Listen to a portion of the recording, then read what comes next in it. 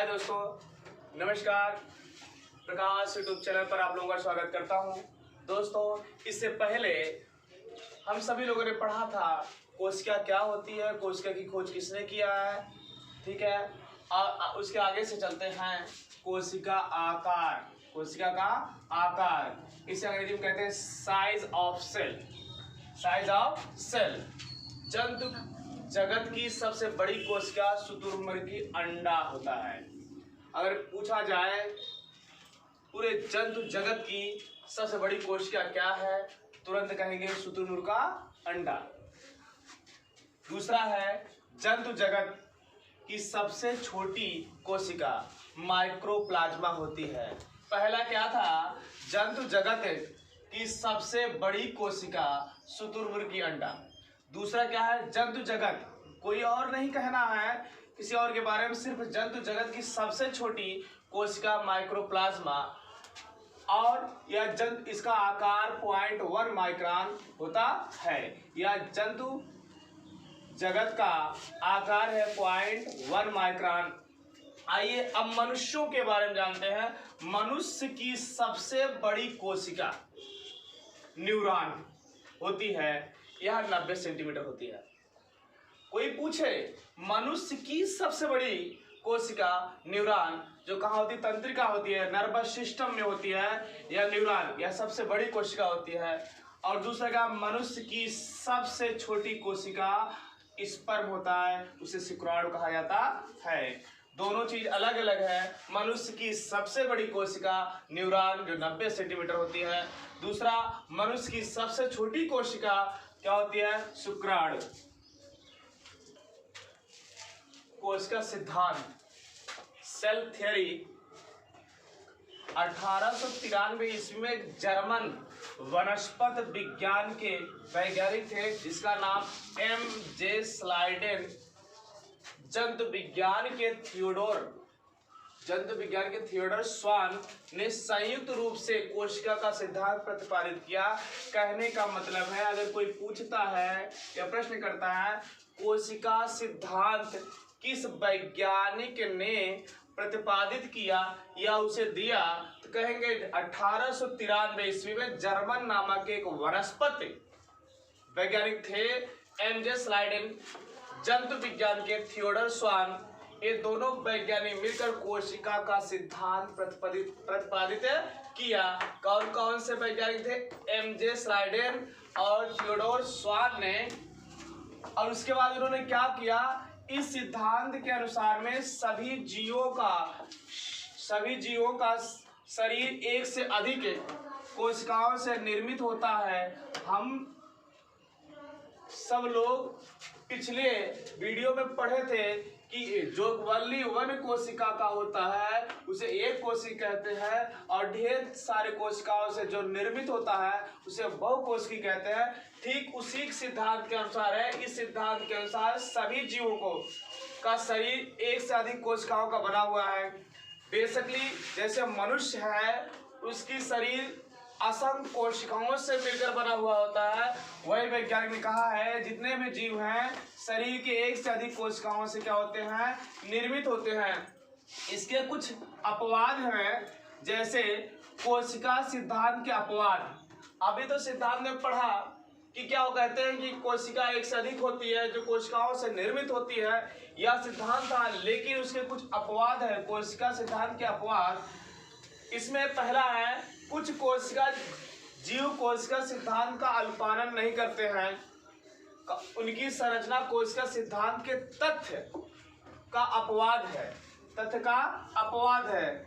इसमें लिखा गया है कि कुछ जीव कोशिका सिद्धांत का अनुपालन नहीं करते हैं। कहने का तात्पर्य है, यह जो सिद्धांत कोशिका सिद्धांत बताया गया है इसका पालन व पूर्णता नहीं करते हैं। उस अपवाद में सबसे पहले विषाणु आता है। विषाणु को दोस्तों कहा जाता है सजीव निर्जीव के बीच की कड़ी माना जाता है।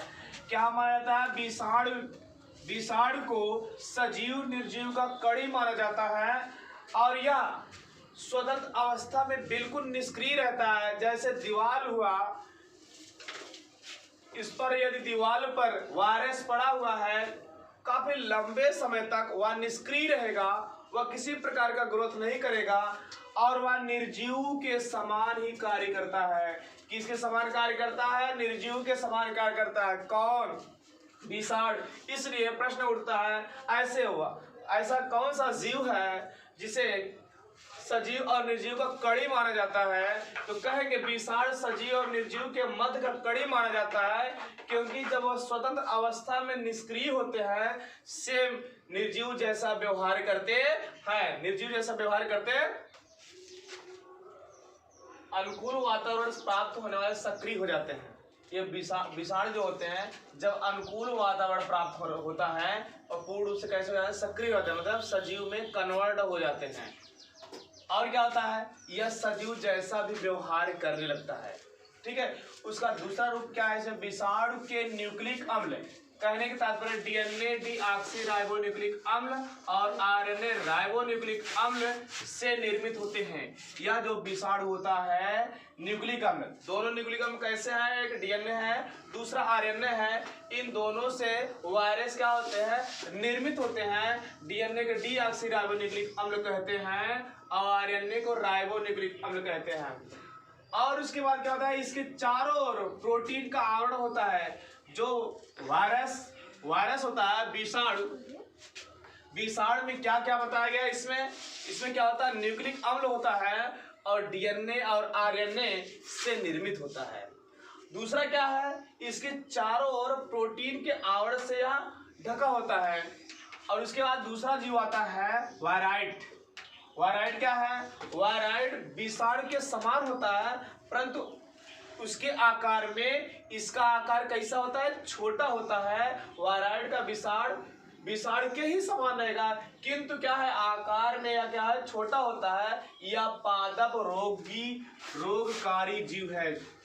पूछा जाता है वायराइड्स कैसा रोगकारी जीव है? आप लोग बताइएगा।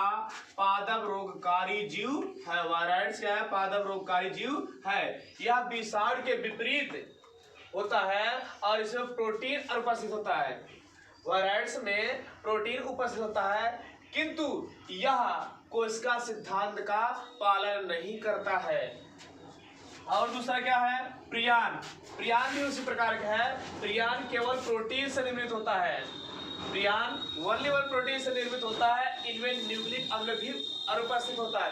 कहने का तात्पर्य है यह भी कोशिका सिद्धांत का पालन नहीं करता है, कोशिका का अपवाद है। देखते हैं दोबारा क्या वायरस क्या होता है? वायरस जैसे कि निर्जीव स्थान पर रहेगा वह निर्जीव जैसा ही व्यवहार करेगा। जैसे ही अनुकूल वातावरण या सजीवों के संपर्क में आएगा वह सक्रिय हो जाता है और सजीव जैसा व्यवहार करता है। दूसरा क्या है? वायराइड्स। और वायराइड्स क्या? वायराइड्स जो है विषाणु के समान ही है, लेकिन किंतु उनसे क्या होते हैं? छोटे होते हैं और यह पादप रोगकारी जीव होते हैं। विषाणु के विपरीत होते हैं और इसमें प्रोटीन अनुपस्थित होता है। कहने का मतलब है विषाणु में प्रोटीन और डीएनए ही पाया जाता है, किंतु वायराइड्स में प्रोटीन अनुपस्थित होता है। और उसके बाद आता है प्रियान केवल प्रोटीन से निर्मित होते हैं। यह प्रियान जो है प्रोटीन से निर्मित होते हैं। इसमें न्यूक्लिक अनुपस्थित होता है। यह भी कोशिका सिद्धांत का अपवाद है। दोस्तों मिलते हैं अगले वीडियो में। Thank you.